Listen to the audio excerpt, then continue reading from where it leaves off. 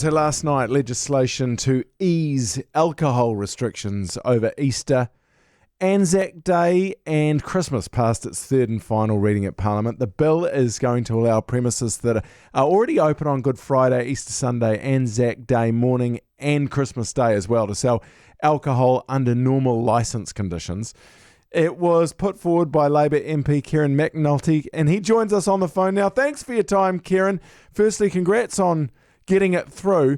First question, why couldn't you buy drinks at hospo establishments without buying a substantial meal? And secondary question, is 6 bowls of fries for one person a substantial meal?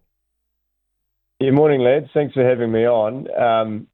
The answer to your first question is I don't think anyone really knows. It's just one of those things that have always been the case. It's not like Christian religions ban you from getting on the lash on those days. So it was just sort of one of those old-fashioned hangovers that really irked me, and I'm really stoked to have fixed it.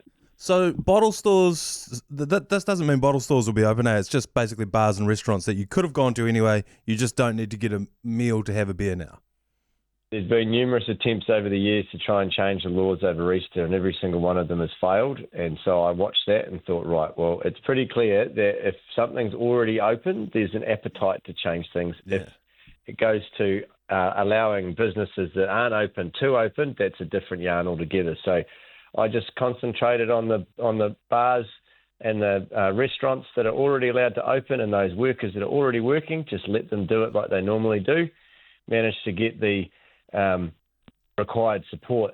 To your second question, that was the nub of the issue. So people had to buy a quote-unquote substantial meal in order to buy a drink, but a substantial meal was never defined, and this is the most ridiculous, but you actually weren't required to eat it. You just had to order it. It could sit there on the table. I know. I literally did this last Good Friday. I had to buy, I asked if I could buy a cheese scone and get the beer, and they said, no, you got to buy the bagel next to it, which was smaller than the cheese scone. So I bought it, left it on the counter and walked away, which is probably... There's these roosters sitting there with 6 roast meals in front of them, absolutely chocker. Yeah. It's just stupid. Exactly. Yeah. Can I buy drugs at a restaurant now, though? That's the next one. Well, with the substantial meal idea, obviously this law was written a long time ago. But it wasn't based on like calories or anything. Like how deep would people have wanted to have gone? It's like, well, anything over 450 calories. I guess the issue, and you probably talked about this, Kieran, was that you were inviting people into a hospitality venue as you're trying to be hospitable. And then all of a sudden when people want to get something, you've got to turn around to them and say no, which is a very unusual thing. And it just didn't make any sense at all. Well, you got hospo guys saying that, people were getting real titchy about it, and then in the end it just wasn't worth it for their staff. Yeah. Or we go to all this effort to get people to come all the way around the world to come and visit our beautiful country, and then all they want to do is go and have a drink, and they get met with, yes, you can have a drink, but you need to buy this cordon bleu or whatever. Yeah. And she said, I don't want a cordon bleu. I just want a pint, man. Yeah, that's exactly what's going on there. I know that it's been a point of issue for a lot of hospo workers. This is probably one of the... So this will be, in effect, this good tomorrow. Is that right? Yeah, well, it all depends on when it gets royal assent. So everything seems to have been lined up. And the Governor-General, hopefully, all things going well, should be signing the bill into law today.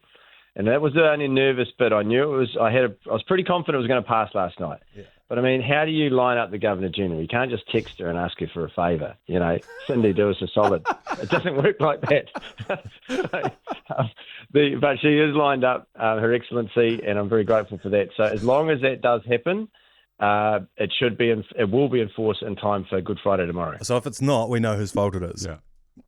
Yeah. Is it just 100%. Me, Kieran? We're talking to Kieran McAnulty. Is it just me, or is this quite an amazing part of New Zealand that you can get a bill passed and then the next day it can come into law, and that can also all happen? I feel like there can't be many countries where this would happen this quickly. And look, mate, let's be honest, we're not renowned for getting things done quickly, so this is a pretty good thing. But it's how you write the law. It just said in my bill, this comes into effect the day after royal assent. What I didn't anticipate was that there was going to be squeaky bum time leading up to Good Friday. But it looks like it's going to be in place, and that's a real good thing. And also, what I'm stoked about is come Anzac Day, which isn't that far away now. No. RSAs don't have to get a special license to serve members of the general public anymore. Like you get these veterans coming into the RSAs after an Anzac service, bring their family, and all these RSAs had to get a special license just to serve the veterans' family. That was silly. So we got rid of that too. So one more question for you, Kieran. Obviously it was a conscience vote, so MPs could do whatever they want. What was the end vote? Was it 65 to 55, something like that? Yeah, around that 66 to 56. There was 10 votes in it. So, look, it wasn't the largest majorities, but you actually only need one vote to have a majority. So, look, it's good as gold now. So, people vote by their own conscience or what their local regions think, and that's all good. That's all good. It was a good debate. No one got titchy. No one got personal or anything. But I'm stoked to have landed where we have. Yeah, because how many of those 56 people who voted against it were actually thinking of going to the pub tomorrow anyway? My bet is probably 55 of them. Kieran McAnulty, thank you so much for your time, and well done on this bill. Makes sense. Thanks very much. Appreciate it. Good on you.